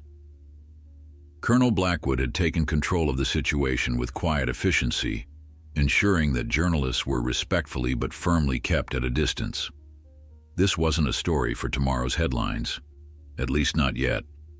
It deserved more care, more context than a rushed article could provide. Admiral Harrington cleared his throat, drawing attention back to their table. "Margaret, perhaps this would be an appropriate moment to share the general's final letter."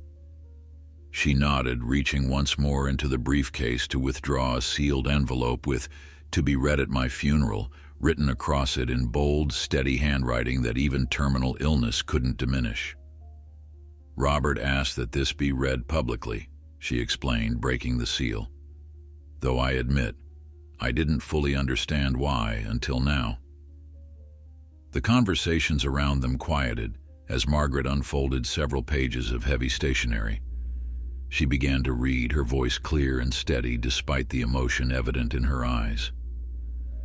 "To my family, friends, and colleagues gathered today, if you're hearing these words, then I have finally received the one order that cannot be countermanded. Death comes for us all eventually, even generals who've spent decades outflanking enemies." A few sad smiles appeared among the listeners, recognizing the general's characteristic blend of formality and wry humor. "I've spent my life in service to this country, adhering to principles of duty, honor, and integrity as best I understood them. The medals I've earned, the rank I've achieved, the strategies I've developed, these are the visible markers of my career, the things that will appear in official histories and military textbooks.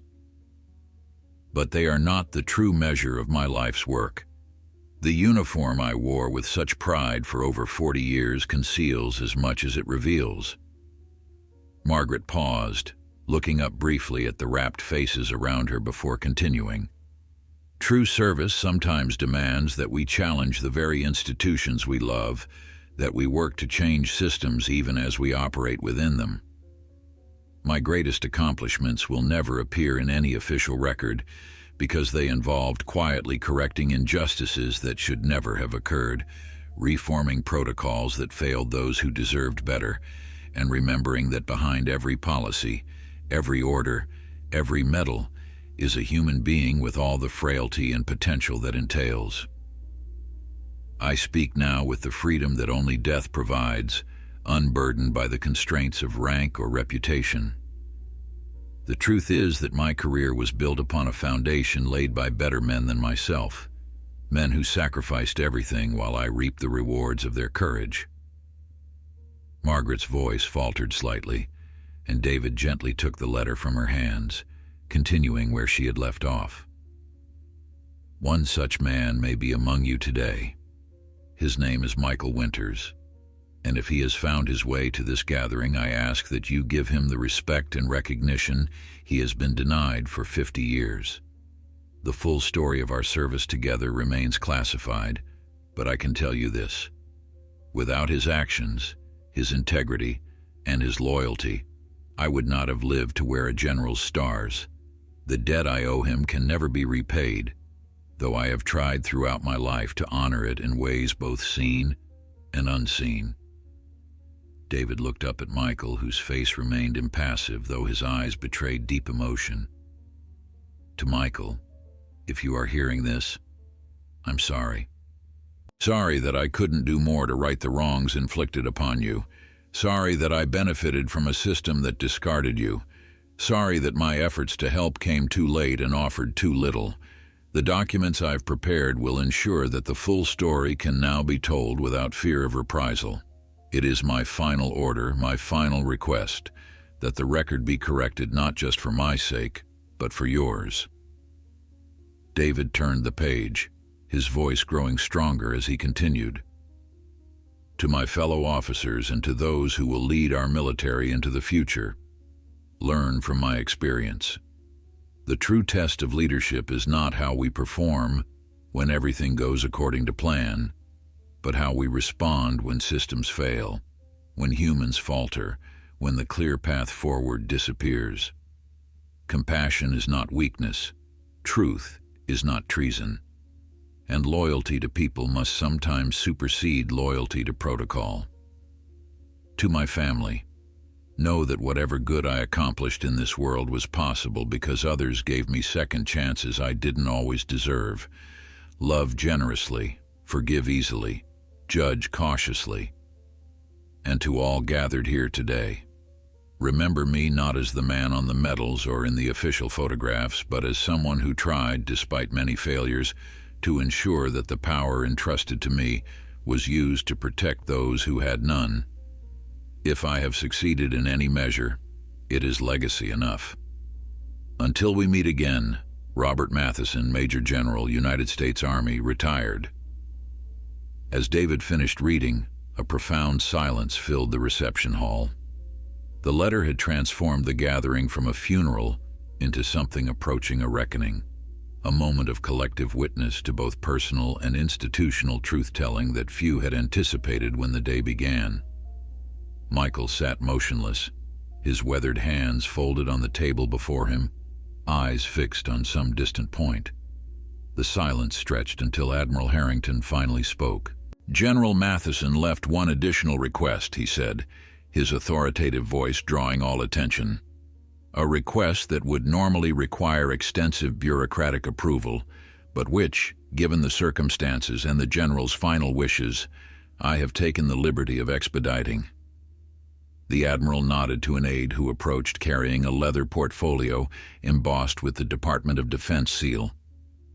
Inside this folder is an official review of Sergeant Michael Winter's military record, along with revised discharge papers reflecting a full honorable discharge with amended service commendations. Michael looked up sharply. "What?" "The classification restrictions that limited your benefits and opportunities have been lifted," the Admiral explained, "effective immediately. Furthermore, in recognition of previously unacknowledged service, you are entitled to full veterans benefits, including medical care, housing assistance, and back payments for disability compensation that should have been provided decades ago." A murmur of approval rippled through the gathering.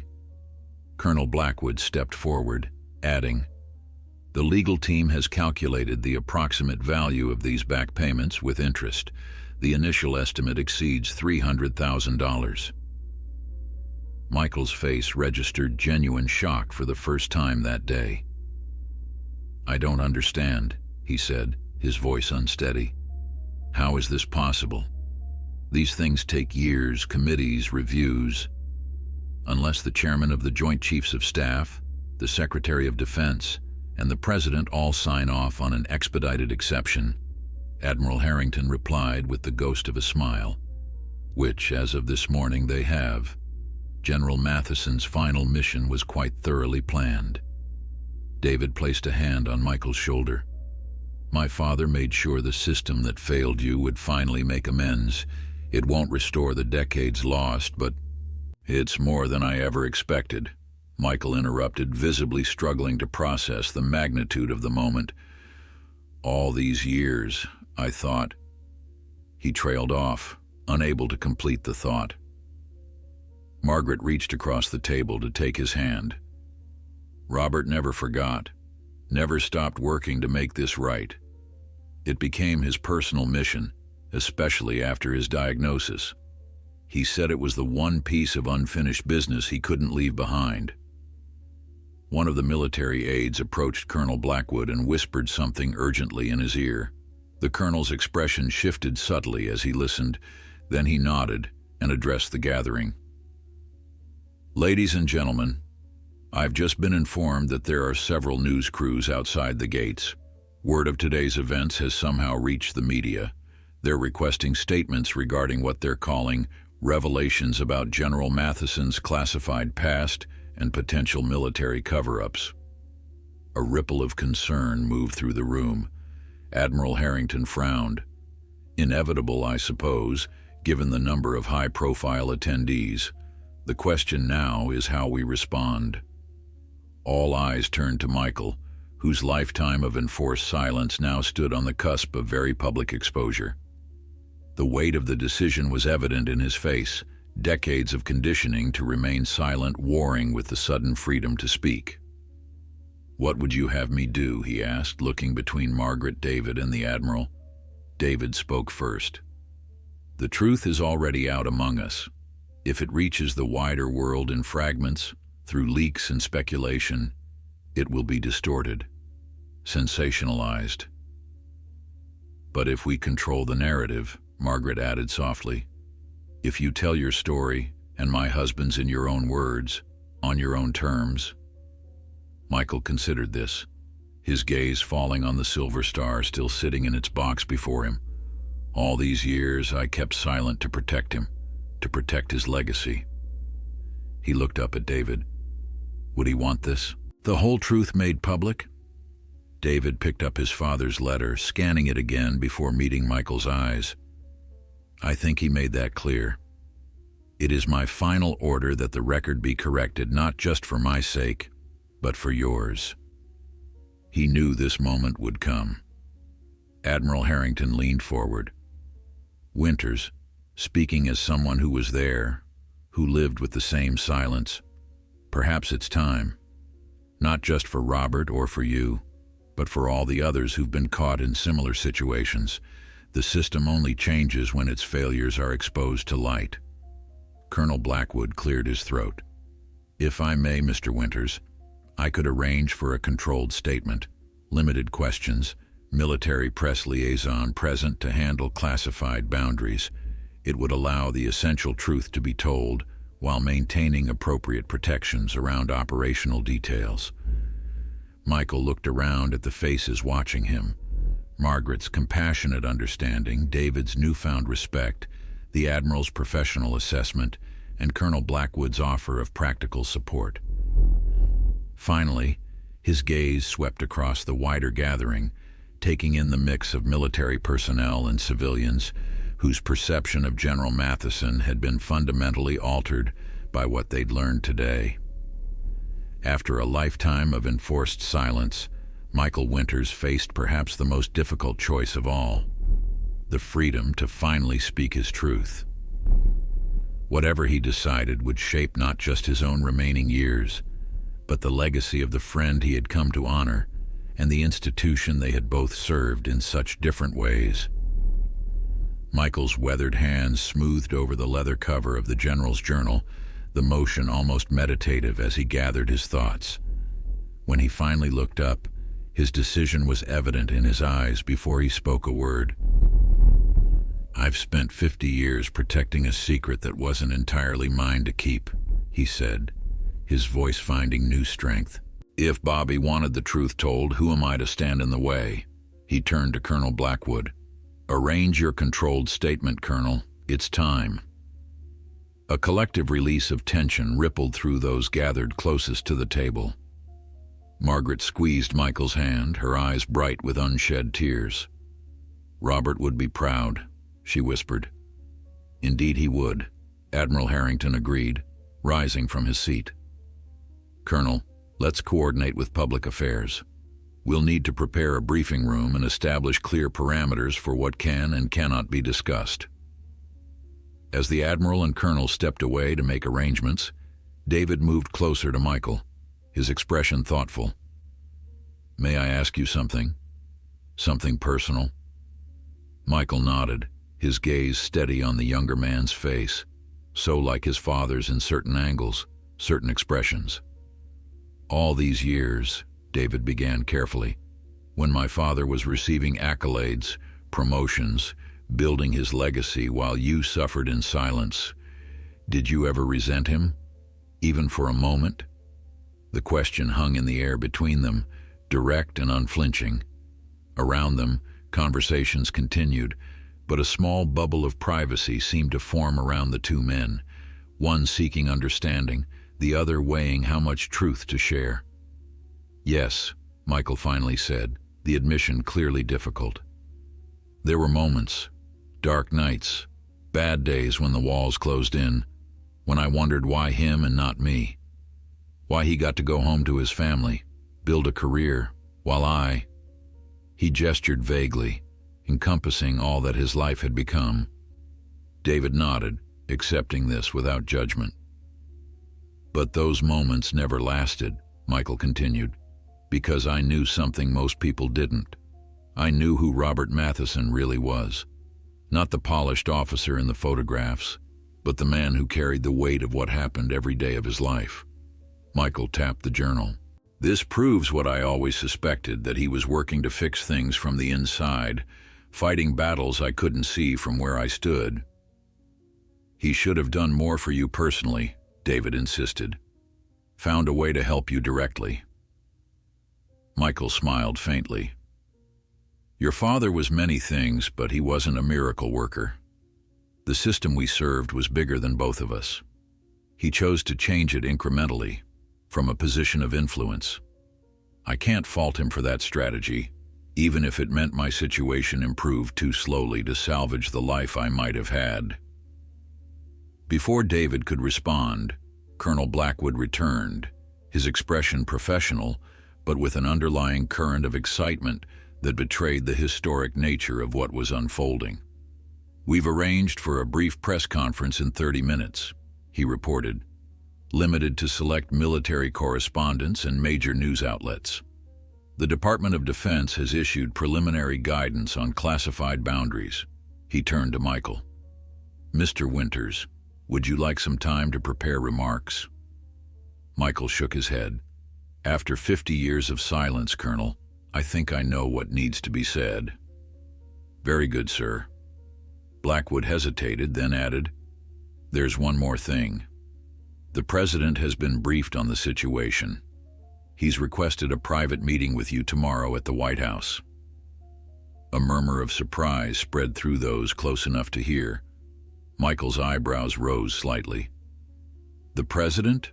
Why would he—" "I believe," Admiral Harrington interjected, returning to join them, "that he wishes to personally apologize for the systematic failures you experienced and to discuss potential reforms to prevent similar situations in the future." The Admiral's expression was carefully neutral, but there was something in his eyes that suggested more remained unsaid. Margaret leaned forward. "Michael won't be alone for that meeting. David and I will accompany him." "Of course," the Admiral agreed. The President specifically mentioned that the General's family should be present. As arrangements continued around him, Michael found himself momentarily overwhelmed by the rapid pace of events. Just hours ago, he had been an elderly veteran struggling to gain entry to a funeral. Now he sat at the center of what was rapidly becoming a matter of national significance, with military leaders deferring to him and a presidential meeting on tomorrow's agenda. "It's a lot to take in," observed a quiet voice beside him. Michael turned to find a young lieutenant who had approached their table unnoticed amid the activity. The officer couldn't have been more than 30, with earnest eyes that reminded Michael of soldiers he'd known a lifetime ago. "Lieutenant Ryan Davis," the young man introduced himself. I served under General Matheson during his final active posting. He mentored many of us junior officers. Michael nodded acknowledgement, uncertain why this young man had sought him out specifically. "Sir, I wanted you to know," the lieutenant continued, his voice lowered.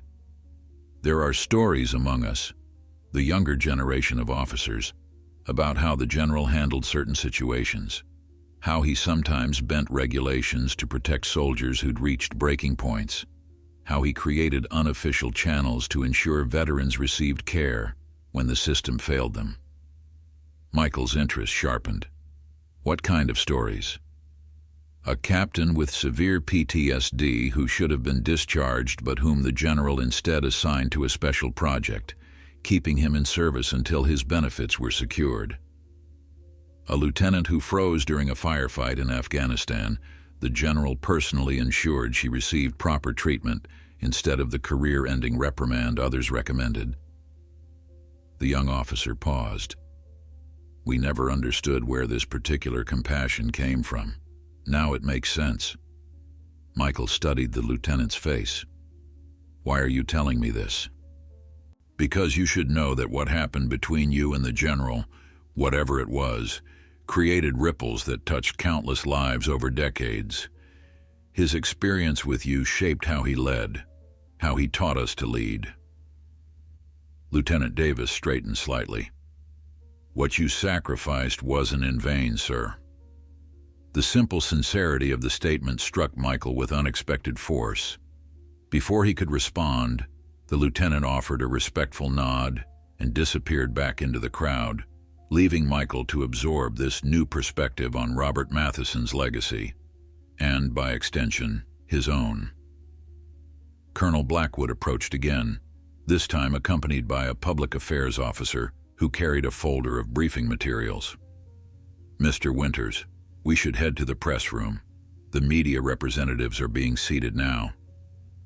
Michael rose carefully, supporting himself on his cane. "One moment, Colonel." He turned to Margaret, who had been speaking quietly with David. "The medal," Michael said, gesturing to the silver star still in its box on the table. "I'd like to wear it, not for the recognition, but because it was his final wish." Margaret's face softened with understanding. "Of course." With David's assistance, the medal was carefully pinned to Michael's weathered suit jacket, a splash of valor against the faded gray fabric.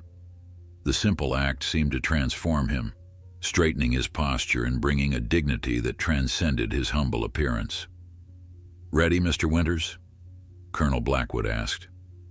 Michael nodded, then paused, turning to David. "Would you walk with me? I think your father would want us to do this together." Something passed between the two men, an understanding, a connection forged through their shared bond with the man they had both loved in different ways. David nodded, moving to Michael's side as they prepared to face the waiting media. The walk to the briefing room felt both endless and too brief. Michael moved with the measured pace of age, but his steps were purposeful, his expression resolved. Around them, military personnel and funeral attendees created a spontaneous corridor of respect, their faces reflecting a complex mix of emotions: sorrow for what had been lost, admiration for what had been endured, hope for what might now be rectified. At the entrance to the briefing room, Michael paused, taking in the assembled journalists, the cameras, the bright lights, all the trappings of public exposure he had avoided for so long. For a brief moment, doubt flickered across his face. David noticed. "Second thoughts?" he asked quietly. Michael shook his head slowly. "Not doubts, just adjusting. I've lived in shadows for so long. The light takes some getting used to." Admiral Harrington approached, standing on Michael's other side. "Winters," he said softly, "you don't have to do this alone. We who were there, we stand with you now." Michael looked between the Admiral and David, then beyond them to where Margaret waited with Colonel Blackwood and several other officers who had gathered in silent support. After decades of isolation, The circle of understanding had widened to include not just those who had shared his experience, but those who recognized its significance. "I'm ready," Michael said, squaring his shoulders. As they entered the briefing room, the assembled journalists fell silent, cameras tracking their movement toward the podium. Michael felt the weight of their collective gaze but kept his focus on the task ahead. This wasn't about him anymore. It was about honoring Robert's final wish, about correcting a record that had remained incomplete for far too long, and perhaps most importantly, about ensuring that the system that had failed them both might finally be held to account. Colonel Blackwood stepped to the microphone first, his voice crisp and professional as he introduced Michael Winters, provided minimal context, and outlined the ground rules for the briefing. Then, with a respectful nod, he stepped aside, yielding the platform to the man whose story had waited half a century to be told. Michael moved forward, his hand steady on his cane, the silver star catching the light as he positioned himself before the microphone. The room fell completely silent, cameras whirring softly as they captured this unexpected moment in military history. "My name is Michael Winters," he began, his voice clear and unwavering. "And I'm here to tell you about my friend, Robert Matheson. Not the general you think you knew, but the man I served with in Vietnam.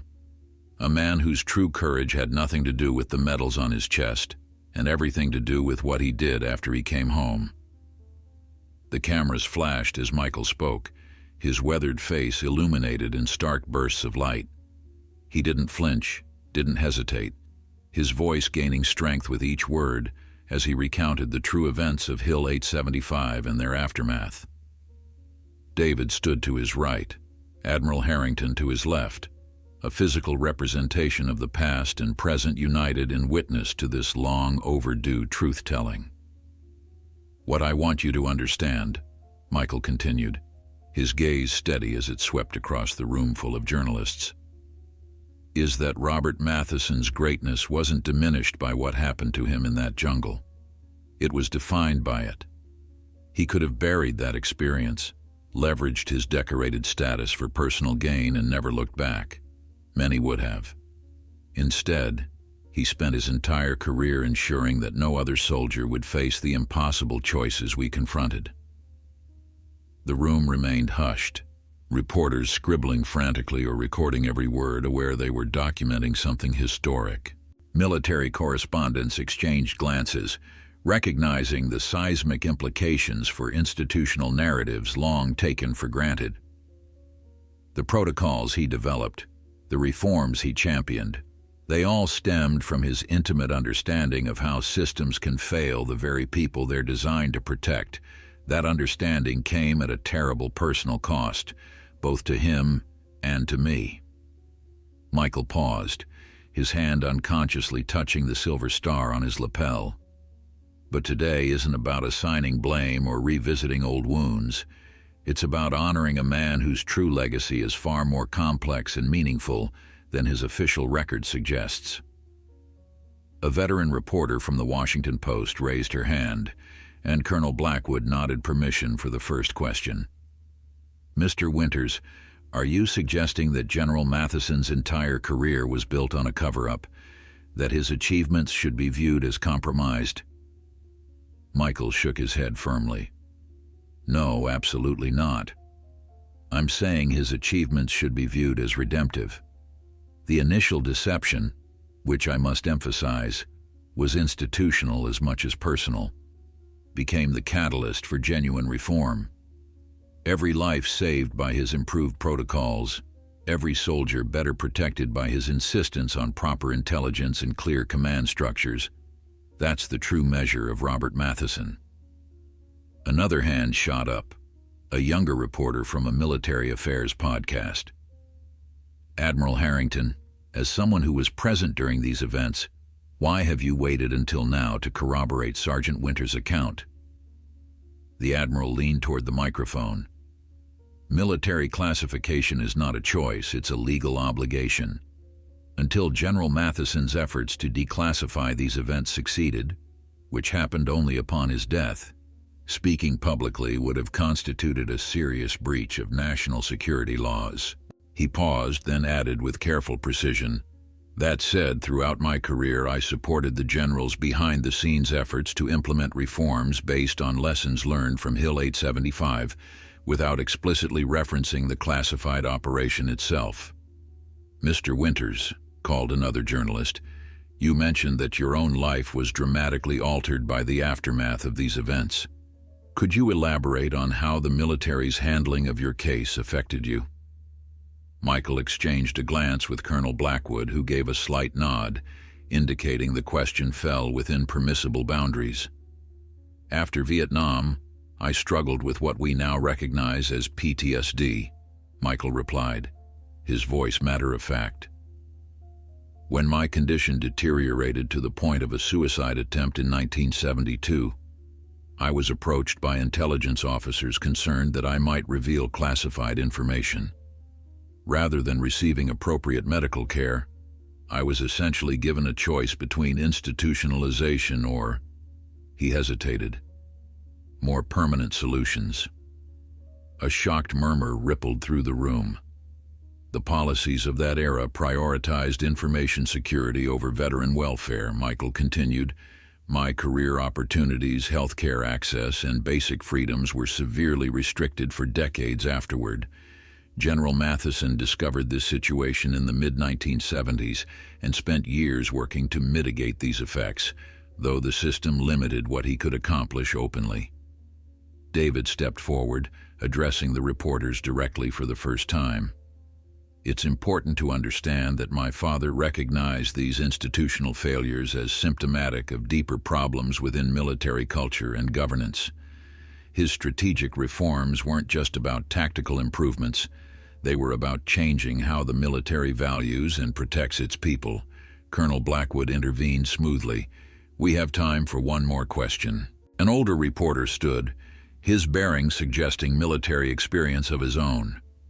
"Mr. Winters, now that this information is public, what do you hope will come of it? What would constitute justice for you at this point?" The question hung in the air. As Michael considered his response, all eyes fixed on him. When he spoke, his voice carried a quiet dignity that transcended the formal setting. "Justice isn't something I've allowed myself to think about for a very long time," he admitted. "Survival was challenge enough. But standing here today, knowing what Robert set in motion before his death," he paused, gathering his thoughts. "I suppose justice would mean three things. First, that Robert's full legacy, including his human struggles and his extraordinary response to them, be recognized and honored. Second, that the institutional failures that destroyed my life never happened to another veteran. And third," his voice softened slightly, "that whatever time I have left can be lived in the light, free from shadows and secrets that were never mine to bear alone." With those words, the formal briefing concluded. Colonel Blackwood stepped forward to announce that a detailed press packet would be distributed and that further questions would be addressed through official channels in the coming days. As the journalists began to disperse, many lingered, watching Michael with newfound respect as he was escorted from the podium by David and Admiral Harrington. Outside the briefing room, Margaret waited, her eyes bright with unshed tears. "You did beautifully," she told Michael, taking his hand in both of hers. "Robert would have been so proud." Michael nodded, suddenly looking very tired. The adrenaline that had carried him through the press conference was ebbing, leaving in its wake the exhaustion of a man who had carried a heavy burden for far too long. Colonel Blackwood approached, his professional demeanor softened by genuine concern. "Mr. Winters, we've arranged transportation to a hotel where you can rest before tomorrow's meeting at the White House, unless you'd prefer different arrangements." Before Michael could respond, David interjected. "He'll be staying with us tonight, at my father's home." Michael looked at him in surprise. "That's not necessary. I don't want to impose." "It's not an imposition," Margaret assured him. "It's where Robert would want you to be." The decision made, they departed the officers' club, a small motorcade forming as Admiral Harrington's security detail and Colonel Blackwood's staff coordinated their movements. News of the press conference had spread quickly. A small crowd of onlookers had gathered outside, some holding phones to capture images, others simply watching in respectful silence as Michael emerged. The drive to the Matheson family home passed in relative quiet, each occupant of the car absorbed in their own thoughts. For Michael, the sprawling Virginia countryside sliding past the window represented a world he had been effectively exiled from, a normal life among homes and families, without the constant shadow of government surveillance and restriction. "It's hard to believe," he said softly, almost to himself. "What is?" David asked from the seat beside him. "All of this. Yesterday I was a night watchman in Portland, counting pennies to afford the bus fare here. Today—" He gestured vaguely, encompassing the dramatic transformation in his circumstances. David studied him thoughtfully. "Do you regret coming? Starting all this?" Michael considered the question, then shook his head. "No. Whatever happens next, at least it's real. 50 years is long enough to live with lies, even necessary ones." The Matheson home appeared around a gentle curve in the road, a stately colonial setback among mature trees, with the dignified presence of a place where history had been made in quiet conversations over decades. As they pulled into the circular driveway, Michael gazed at it with a complex mixture of emotions crossing his face. "I've seen this house in photographs," he said. "Bobby sent pictures every Christmas. His pride in it was obvious in every letter. He bought it the year he made Brigadier General," Margaret explained as they exited the car. "Said he wanted a place with enough history to remind him of perspective and enough land to give him peace." As they approached the front door, Michael moved more slowly, the day's physical and emotional toll evident in his careful steps. David noticed, offering a supportive arm which Michael accepted with a grateful nod. Inside, the home revealed the careful curation of a lifetime, military mementos tastefully displayed alongside family photographs, art collected during global postings, books lining built-in shelves. It was the home of a man who had lived a full and considered life, each object carrying meaning beyond mere decoration. Michael paused before a wall of photographs in the main hallway, his attention caught by a particular image: Robert Matheson in dress uniform, receiving his first general's star. Standing slightly behind him in the photograph was a much younger Michael Winters, his presence unexpected in such a formal military occasion. "I remember that day," Michael said softly. "He insisted I attend the ceremony, arranged a special security clearance for me to enter the Pentagon. It was the only time the restrictions were lifted, just for those few hours." Margaret joined him before the photograph. "He told me about that, said having you there was essential, that you had earned that star as much as he had." Michael's hand reached out, his fingers hovering just above the glass-covered image without quite touching it. "I thought he was just being kind, making sure I didn't feel entirely forgotten." "No," Margaret replied. "He meant it literally. After you left that night, he told me the full story, how your actions in Vietnam saved not just his life but his soul, how everything he achieved afterward was built on the foundation of that debt." As Michael absorbed this, David appeared with drinks, a fine scotch for each of them. "I think we could all use this," he said, distributing the glasses. "A toast to my father, and to the truth, finally told." They raised their glasses in silent acknowledgement, each contemplating the extraordinary day that had fundamentally altered their understanding of the past and their expectations for the future. Morning light filtered through the curtains of the guest bedroom where Michael had spent the night, casting gentle patterns across the polished hardwood floor. He sat on the edge of the bed, already dressed in his only suit, now freshly pressed by Margaret's thoughtful arrangement, and contemplated the day ahead. The White House, the President, words that had once belonged to a distant world of power and influence, far removed from his circumscribed existence, now awaited him in just a few hours. A soft knock at the door interrupted his thoughts. "Mr. Winters, are you awake?" David's voice called quietly. "Come in," Michael replied, straightening his posture instinctively. David entered, carrying a garment bag over his arm. "Good morning. Did you sleep well?" Michael nodded, though the truth was more complicated. Sleep had come in fits and starts, his mind too active with memories unlocked by the day's events, possibilities opened by the evening's revelations. "Well enough, thank you." David hesitated, then held out the garment bag. "I thought you might. That is, we thought perhaps." He took a breath and started again. "My father and I were of similar build. I've brought one of his suits. For the White House meeting, if you'd like." The gesture hung between them, weighted with meaning beyond the practical offering. Michael stared at the bag, momentarily speechless. "It's his navy blue one," David continued, filling the silence. "The one he wore to diplomatic functions. Margaret thought it would be appropriate." Michael rose slowly and crossed the room. "I don't know what to say," he admitted, taking the bag with careful hands.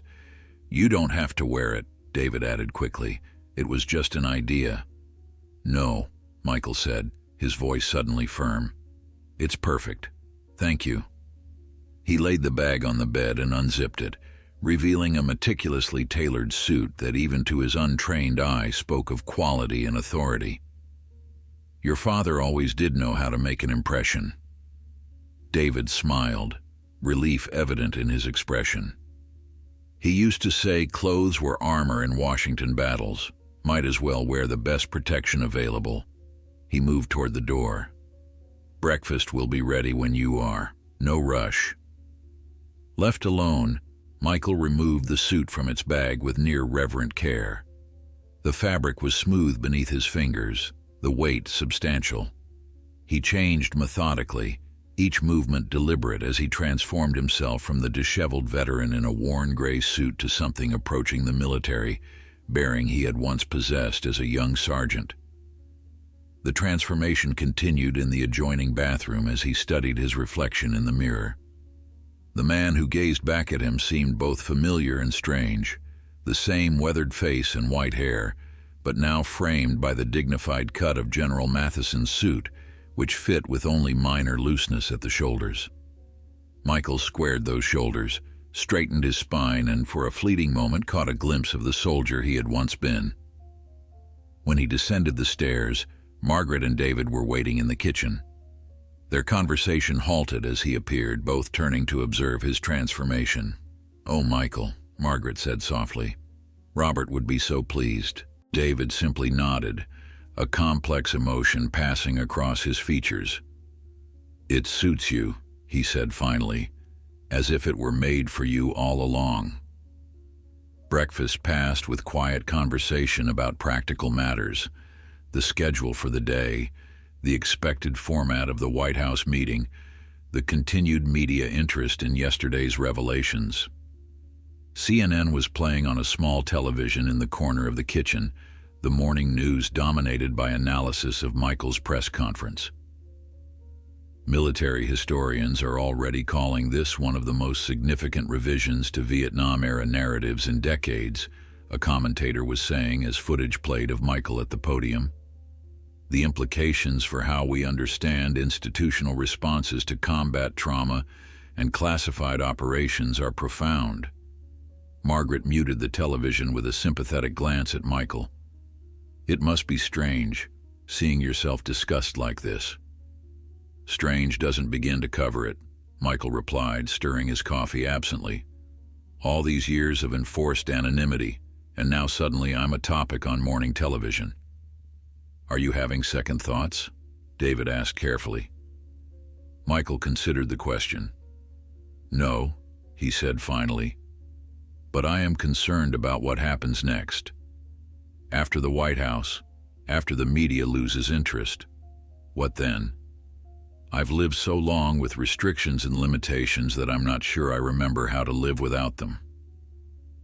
One day at a time, Margaret suggested gently. Isn't that what they say? Michael smiled faintly. They say a lot of things, most of which don't help much when you're actually living it. He set down his coffee cup decisively. But you're right. Today is enough to think about for now. A discreet text message alerted David that their transportation had arrived. Outside, a sleek black SUV with government plates waited in the circular drive. A driver in a dark suit standing at attention beside the rear door. Looks like our chariot has arrived, David observed dryly. As they gathered their things and prepared to leave, Michael paused in the hallway, his attention caught once more by the photograph of General Matheson's promotion ceremony. You know, he said thoughtfully, I never told him, but that day, seeing him receive his star, was one of the proudest moments of my life. Despite everything, despite what the system had done to me, I felt like some small part of me was achieving something through him. Margaret touched his arm gently. He knew, Michael. Trust me, he knew. The drive to Washington passed quickly, the vehicle's tinted windows providing a barrier between them and the curious glances of other motorists.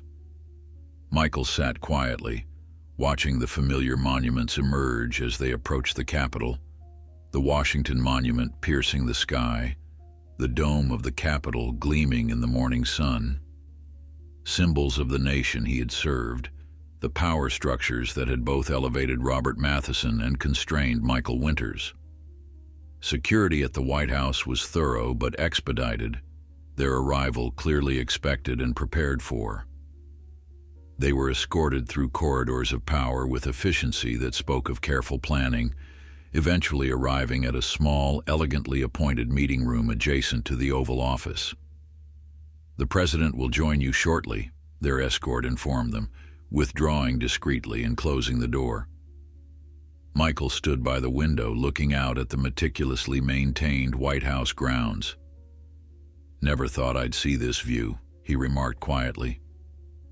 Robert came here often, Margaret said, joining him. Always said it never lost its impact, no matter how many times he visited. Before Michael could respond, the door opened and the President entered, accompanied by a senior military aide and what appeared to be the White House counsel. Everyone rose immediately, the atmosphere in the room shifting with the presence of the nation's highest authority. Mr. Winters, the President said warmly, crossing directly to Michael with extended hand. I can't tell you what an honor it is to meet you. Please, everyone, be seated. As they settled into the arranged chairs, the President continued, his tone striking a careful balance between formal and conversational. I've been fully briefed on the revelations from yesterday's press conference, as well as the more detailed information provided by Admiral Harrington. Before we discuss anything else, I want to personally express my profound regret for the treatment you received from our government. Michael nodded acknowledgement, momentarily unsure how to respond to a presidential apology. What happened to you represents a failure not just of process, but of our most fundamental values, the President continued. While it occurred under previous administrations and different leadership, the responsibility to address these wrongs falls to us today. The military aide placed a folder on the table between them. Mr. Winters, this contains executive orders I've signed this morning. The first formally commends your service and acknowledges the injustice of your treatment. The second establishes a review commission to identify other veterans who may have been similarly affected by classified operation restrictions. Michael's hand rested lightly on the folder but didn't open it. With respect, Mr. President, while I appreciate these gestures, they don't address the systemic issues that allowed this to happen in the first place. The President nodded, seemingly unsurprised by the challenge. You're absolutely right. That's why I'd like to discuss something more substantial with you. He leaned forward slightly. General Matheson left detailed recommendations for reforms to how we handle veterans with classified knowledge, particularly those who experience psychological trauma. His proposals never gained traction during his lifetime. Too many entrenched interests, too much institutional resistance. And now? Michael asked. Now we have a compelling case study that the American people are already responding to, the president replied. Your story has created a window of opportunity for meaningful change. What I'm proposing is that you work with us, serve on the commission, help shape these reforms directly. The offer hung in the air, unexpected and transformative. Michael glanced at David and Margaret, both looking as surprised as he felt. Mr. President, he said carefully, I'm not sure I'm qualified for that kind of role. I'm not a policy expert or a mental health professional.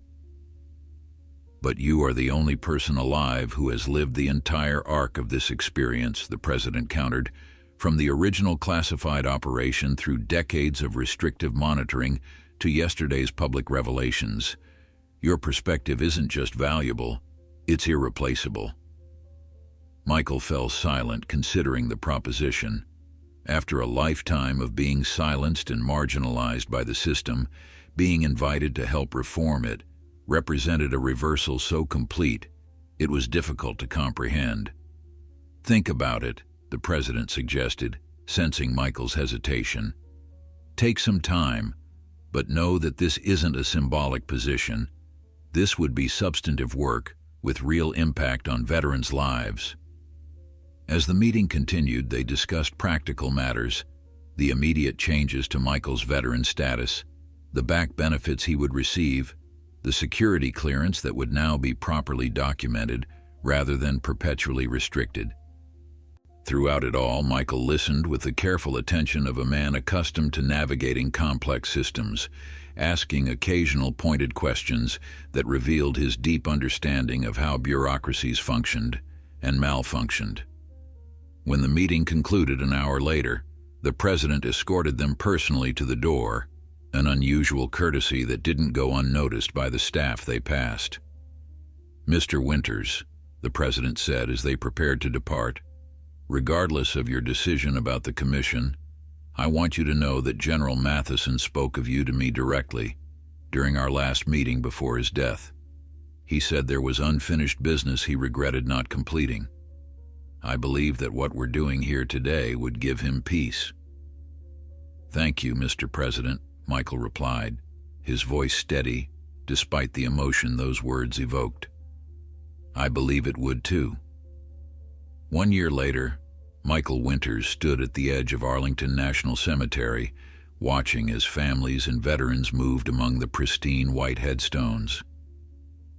The June sun warmed his shoulders through a light blazer, not General Matheson's suit this time, but one of his own, purchased with the back benefits that had transformed his financial situation. Beside him stood Colonel Blackwood, now General Blackwood, following a promotion that had surprised no one who witnessed his actions the previous year.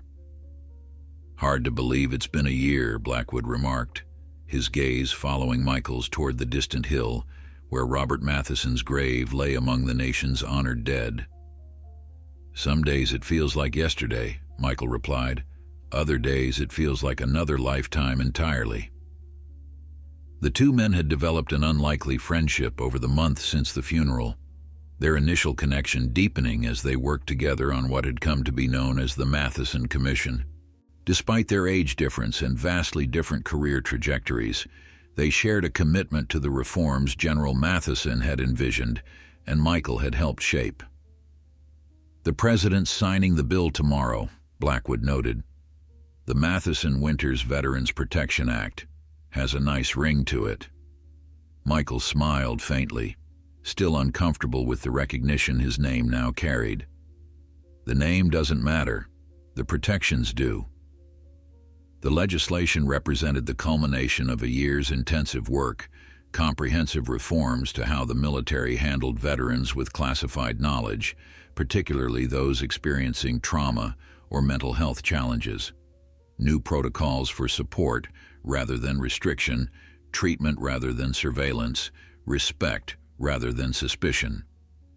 At its core was a simple but revolutionary principle: the welfare of those who served could not be sacrificed on the altar of classification. Your testimony before Congress was what pushed it over the edge, Blackwood observed. I've seen hardened politicians move to tears before, but never an entire committee. Michael shrugged slightly. I just told the truth. After 50 years of keeping silent, it turns out I had a lot to say. They began walking along the cemetery's edge, their pace unhurried. Michael still used a cane, but his step had grown steadier over the months, his physical bearing reflecting the inner transformation from a man constrained by invisible bonds to one who moved with purpose and quiet authority. Margaret's expecting us at 2, Michael reminded Blackwood. David's flying in from California for the signing ceremony. How is he? Blackwood asked. Still working on that documentary? Michael nodded. Almost finished. The Untold Costs of Classified Warfare, he's calling it. Uses his father's story as a framework for examining how secrecy impacts the human elements of military service. I've seen rough cuts. It's powerful work. They continued in companionable silence for a time, each lost in private thoughts. For Michael, these peaceful moments still carried an element of wonder, the simple freedom to walk and talk without fear of surveillance or reprisal, to speak his truth without hesitation, to exist fully in the world rather than in its shadows. You know, Blackwood said finally, when I let you into the funeral that day, I never imagined we'd end up here. Michael chuckled softly. That makes 2 of us, General. James, Blackwood corrected him, not for the first time, at least when we're not in official settings. James, Michael conceded with a nod, though I suspect some habits are too deeply ingrained to break completely, even now. They reached a small memorial garden where benches offered respite to visitors. Michael settled onto one, stretching his artificial leg carefully. Blackwood remained standing, his military-bearing automatic even in casual circumstances. I've been meaning to ask you something, Blackwood said, his tone shifting slightly. Something personal, if you don't mind. Michael gestured for him to continue. Given everything that happened, the decades of restrictions, the lost opportunities, the isolation, do you regret it? The choice you made back in Vietnam to protect General Matheson? The question hung in the air between them, direct and unvarnished. Michael gazed out over the cemetery, taking his time to consider his response. I've thought about that a lot this past year, he said finally, especially during the darkest moments, when the full weight of what was taken from me really hits home. He paused, organizing his thoughts. But regret? No, because it wasn't really a choice at all, not a calculated decision weighing pros and cons. It was a reflex, a response to who Bobby was, and what he meant not just to me but to all of us who served under him. Michael's weathered hand absently traced the curve of his cane's handle. I couldn't have known how it would all unfold, the price I'd pay, the life I'd lose, the years in the wilderness. But I also couldn't have predicted how Bobby would use his second chance, how many lives he'd ultimately save through the reforms he implemented. A butterfly effect, Blackwood observed quietly. Exactly. My small act of loyalty became something much larger through him. And now, through this legislation, it extends even further. Michael looked up at Blackwood with clear eyes. How could I regret being part of that chain, even if my link was forged in sacrifice? Blackwood nodded, accepting the wisdom of a man who had earned it through experiences few could imagine. We should head to Margaret's, Michael said, rising from the bench with practiced ease. She's invited some of the commission members for lunch before tomorrow's ceremony. As they walked toward the cemetery exit, a small group of cadets from West Point approached, led by an instructor who recognized Blackwood and offered a crisp salute. "General Blackwood, what an honor, sir," the instructor said. "We're conducting a leadership field study on ethical decision-making in combat situations." Blackwood returned the salute, then gestured to Michael. "Then you should meet someone who knows more about that subject than most textbooks. This is Michael Winters, namesake of the veterans legislation being signed tomorrow."